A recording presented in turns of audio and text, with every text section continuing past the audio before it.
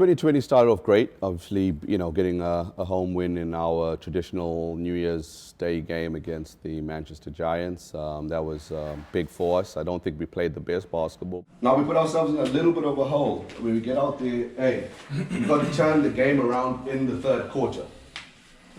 You've got to come up with passion, desire, heart. Play full out, and if you're going to play full out, you're probably going to be tired after 3 or 4 minutes. But we get the points on the board, which was more important for us.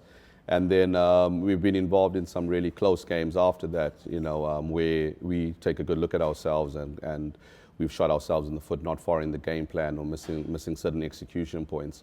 So it started off good, but it's a little frustrating right now. But we're working on trying to turn things around again. Royals game was always going to be a tough one. Obviously, the problems that they're having are well documented and out there, but so we tried to prepare the best way that we could. Once again, game plan wise was to slow down Matt Scott, limit his touches because we knew Aaron Lawrence wasn't going to be playing, and then he managed to get 28 shots up.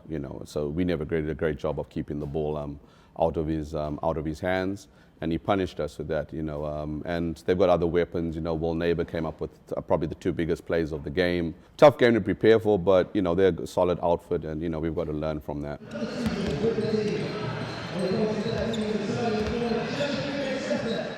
I'm a former player here at the Surrey Scorchers in 2014-15 season. It was a good experience. I got to meet a lot of people in the community here. A lot of people were good to me. Bridget Hayward and the Wilkins family were very welcoming, and that's meant a lot to me when I was coming up here, especially being my first year overseas. This year you're with the Eagles. How are you finding the season so far? Good. It's been a new experience up in Newcastle. Obviously, it was kind of a weird format with the Cup starting and now the regular season starting, but we're off to a good start and just trying to keep it going. I'm just trying to play my role now with this team. After playing a few years overseas, you get to kind of figure out where your game fits. So I'm just trying to help the team any way I can, and hopefully we can win some things in the end. This is always a really tough place to play. Knowing play here, Surrey's always good at home. Fans get really into it, so we're expecting a real good game. And this is your first time back to the sports bar since you finished the Scorcher season. What's that like? It's weird because I feel like I was here yesterday, even though it's been like a couple years. But I see like they have new court down. The lighting's a little different, so there's some changes, but it feels a lot the same, and I'm looking forward to it. Because the North and the South have been very separate because of the Cup, etc. This is sort of the first time that you'll be playing against the Scorchers. Is there anything you've been looking out for in terms of preparing for this game? Yeah, but I'm not going to tell you that right now. But yeah, sure, we have a game plan. Okay, and what do you think the result is going to be? What do you foresee happening in the game? I don't know. You got to go in every game like it's going to be tough, and like I said, it's a road game with a energetic crowd, so I think it'll be tough. No predictions here though.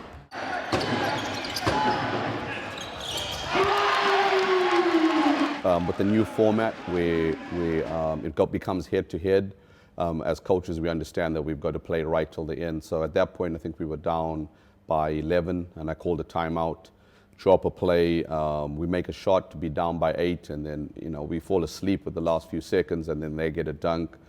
Players get tangled up under the basket, and obviously it's one of these things as a coach where who do you point a finger at? Do you want your players just to sit back and take a defeat? They showed some character. They're like, look, it's our house. You're not going to push us around.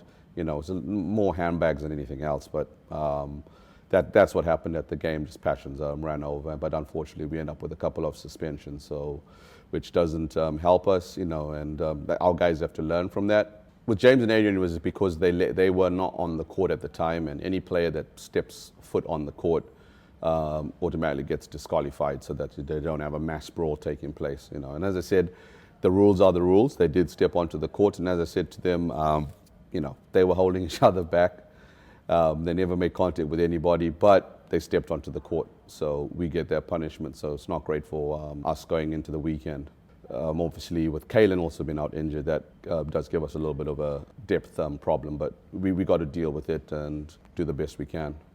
With regards to Kalen, it's the same ankle that he had hurt early on in the game, I think, against Worcester.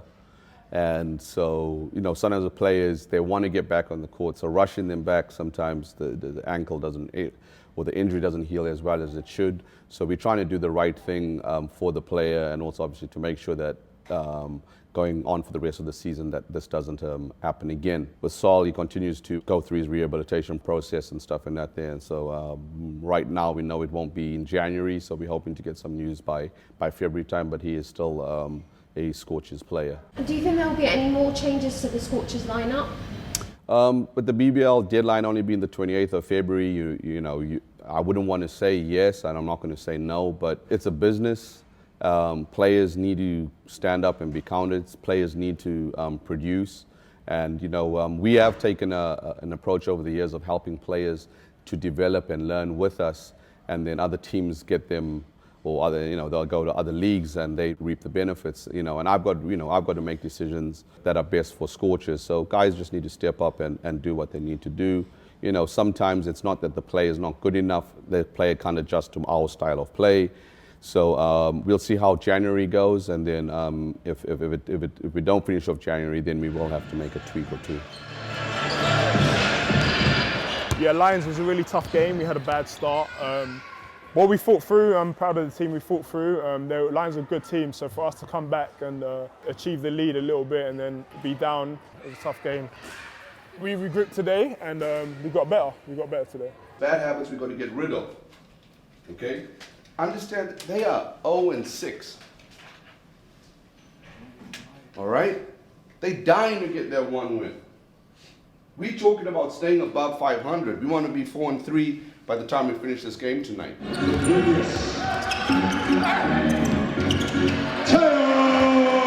Today our game plan was to move the ball offensively and try and lock in defensively. We knew Plymouth were a bit short-handed, so we just worked really hard to try and execute coach's game plan. I think we did that today. And the amount of points you scored, 34, that's a career high for you, is that right? I think so, yeah. That's what they tell me. How does that feel? It feels good. I mean, more importantly, it's about the team win. Like, I'm not really bothered how many points I scored, just occupied with trying to get the win, especially off a loss yesterday. It's good to get the win today. Every game we play, we've got that at the back of our mind. Like, we want to stay up in the top half of the table.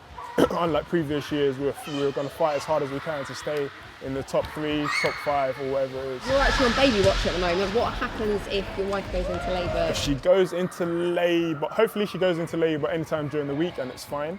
If she goes into labour on the weekend, I might not be available to play, but it's baby watch. We don't know what's going to happen. It's unpredictable, so we don't know. Yeah, the crowd's always amazing. Whether it's full, whether it's semi-full, these guys make so much noise. It feels like we're in a 10,000 arena, so they're always amazing. We all can hear you, and you guys are the best fans. So keep coming, keep supporting. Thank you.